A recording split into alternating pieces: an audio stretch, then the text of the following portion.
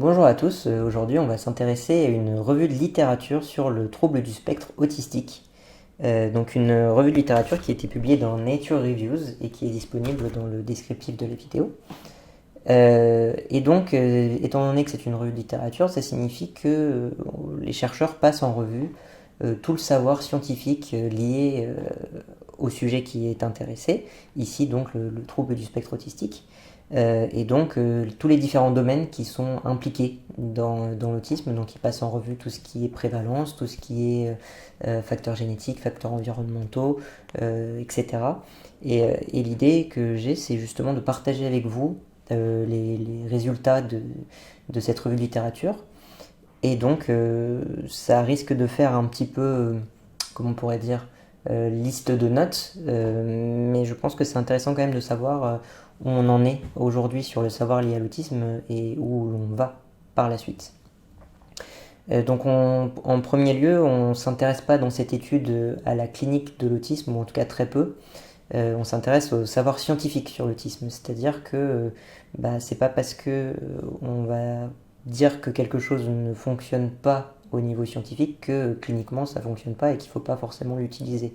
Bien souvent la clinique se nourrit des sciences et bien souvent aussi les sciences se nourrissent aussi de la clinique. Donc la clinique va souvent plus loin que le savoir scientifique actuel. Donc ça c'est une première précaution que je prends avant d'aller un peu plus loin dans le détail de cette recherche.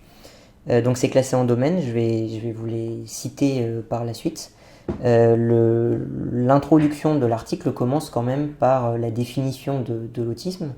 Donc c'est le trouble du spectre autistique plus exactement, ça a à peu près 500 ans.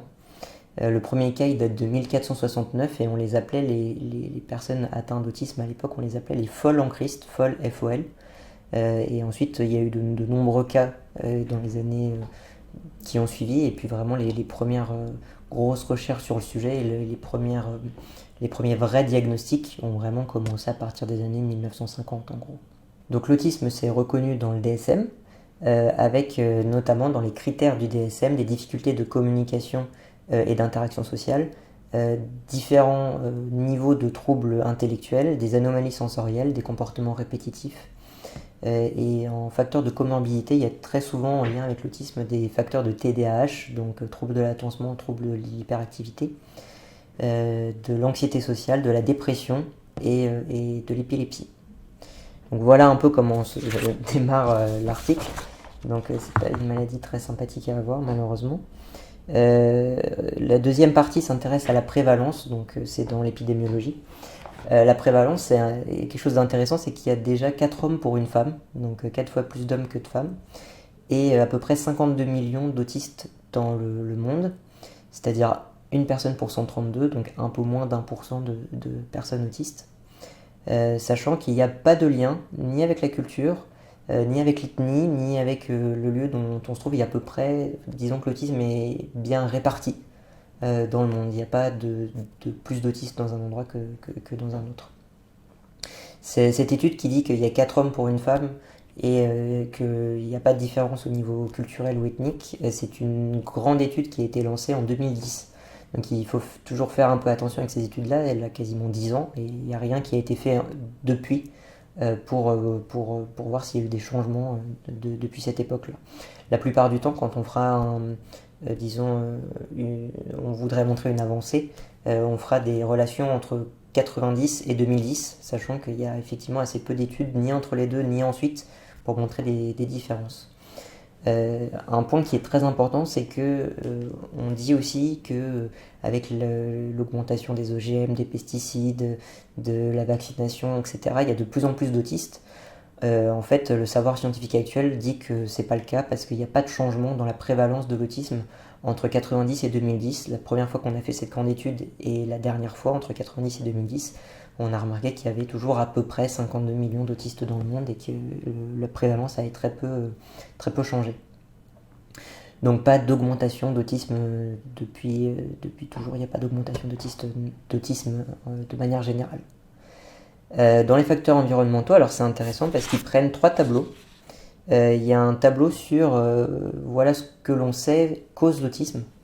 un tableau sur voilà ce qui est inconcluant, on ne sait pas trop si ça cause ou pas l'autisme, et troisième tableau qui est on est sûr que ça ne cause pas l'autisme.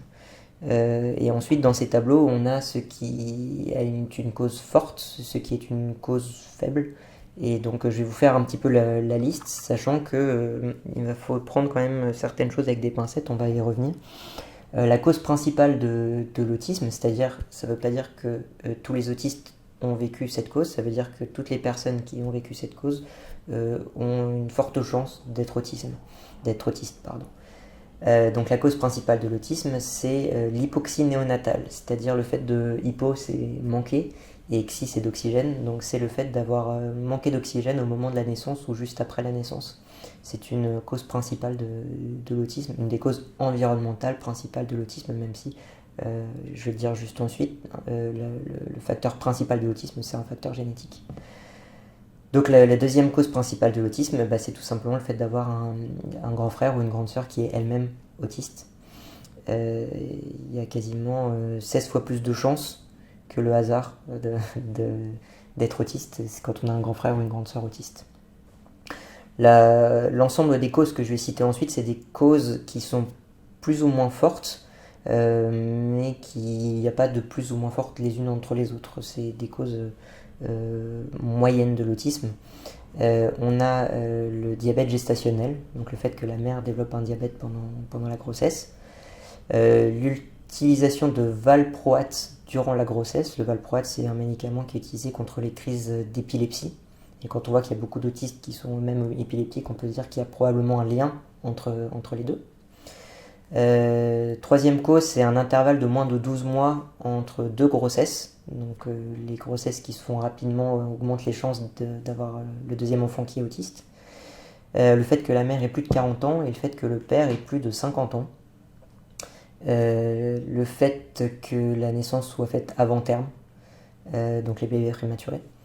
Et aussi l'obésité maternelle et enfin la prise d'acide folique. Alors la prise d'acide folique, c'est quelque chose qui est fait assez souvent par les femmes parce que la grossesse amène un certain nombre de carences et donc souvent on propose aux femmes de prendre de l'acide folique durant la grossesse justement pour réduire ces carences. Le risque de prise d'acide folique sur le développement de l'autisme est assez faible, mais on sait que c'est une cause quand même. Donc, je ne suis pas médecin, donc je ne serais pas capable de vous dire s'il faut faire attention ou pas. Je vous dis juste que d'après ce papier, la prise d'acide folique est une cause faible mais existante d'autisme chez l'enfant. Voilà, ensuite sur tout ce qui est inconcluant ou tous les facteurs confondants, on va avoir effectivement l'exposition aux pesticides dont on n'a pas pu démontrer que ça cause l'autisme, mais on n'a pas pu non plus démontrer que ça ne le causait pas. Sachant que c'est l'exposition directe, c'est-à-dire les femmes qui vont dans les champs respirer directement les pesticides. On n'est pas du tout sur une histoire de on va manger des légumes OGM, etc. C'est deux choses différentes. Parmi les autres facteurs inconcluants, on a l'histoire familiale de troubles auto-immunes. On a l'exposition à la pollution de l'air, donc on ne sait pas si ça cause l'autisme ou pas. Et enfin, alors là pour le coup je ne savais pas du tout quoi en penser de cette information, mais je vous la donne, le fait que l'enfant soit né en été. C'est possible que ça cause l'autisme, ou que ce soit un facteur qui prédispose plus à l'autisme, mais on n'en est pas sûr. Et enfin, les hypothèses clairement non supportées d'une cause de l'autisme, c'est la rupture prématurée de la membrane utérienne, de l'utérus, l'hypertension gestationnelle, le fait que la femme fume pendant la grossesse. Alors ça ne veut pas dire que la femme, c'est pas grave si elle fume pendant la grossesse, non, il y a plein de problèmes que pose le fait de fumer pendant la grossesse, mais ça cause pas l'autisme. Le type d'accouchement, donc que ce soit par césarienne ou autre, il n'y a aucun lien entre le type d'accouchement et l'autisme. Les FIV, ça cause pas l'autisme non plus. La durée de l'accouchement, ça cause pas l'autisme non plus, et la vaccination, évidemment, ça cause pas l'autisme non plus. Donc si vous êtes intéressé pour voir ces trois graphiques, ils sont disponibles en page 5. Et voilà donc pour les facteurs environnementaux. On passe alors très rapidement sur les mécanismes de l'autisme et la physiologie, pour dire qu'en gros on ne sait pas trop. L'autisme, c'est une maladie neurodéveloppementale, c'est-à-dire que c'est une maladie qui évolue, qui a une grande variabilité d'évolution entre la naissance et l'âge adulte. Il y a des enfants qui ne sont pas autistes, qui une fois adultes sont autistes, sont catégorisés comme autistes. Des enfants qui sont autistes, qui une fois adultes deviennent non autistes. Et puis une énorme variabilité, un énorme spectre entre les deux. Sachant qu'en plus, on l'a dit un peu au début, il y a plein de spécificités comportementales, cognitives, etc. à l'autisme qui fait que il y a des personnes autistes type, on appelle les autistes Asperger, qui ont un QI très développé et d'autres qui ont un QI très faible. Et rien que ça montre qu'il y a une énorme variabilité entre différents types d'autisme. Donc c'est une maladie neurodéveloppementale et en tant que maladie neurodéveloppementale, elle doit avoir des spécificités. On parle souvent dans les théories explicatives de l'autisme, des théories type la théorie de l'esprit par exemple, ou des théories de manque d'apprentissage social. Le problème c'est que ces théories-là, même si elles sont intéressantes, on sait que les théories de l'esprit ça existe, et qu'il y a un lien entre des problèmes de théorie de l'esprit et les maladies neurodéveloppementales, il n'y a pas de lien spécifique avec l'autisme. C'est-à-dire que expliquer qu'il y a des problèmes de théorie de l'esprit chez les maladies neurodéveloppementales, ou de dire qu'il y a un problème de théorie de l'esprit avec l'autisme, c'est un peu la même chose. En fait, il n'y a pas de spécificité à l'autisme. Il n'y a pas un truc où on s'est dit, tiens, l'autisme, dans cette explication théorique, il y a un truc en plus par rapport à l'ensemble des maladies neurodéveloppementales. Donc on n'a pas ni de mécanisme explicatif spécifique de l'autisme, ni pathophysiologique de l'autisme. En gros, à ce niveau-là, on n'a pas grand-chose. Ce qui nous amènera d'ailleurs dans notre conclusion à dire que l'autisme, finalement, c'est pas vraiment une maladie en tant que telle. C'est un ensemble de troubles, un spectre, qui est une maladie neurodéveloppementale. C'est pratique d'utiliser le terme autisme pour diagnostiquer et pour soigner. Mais c'est à peu près tout. Disons que c'est pas une vraie maladie, c'est un construit utile pour diagnostiquer et soigner des personnes.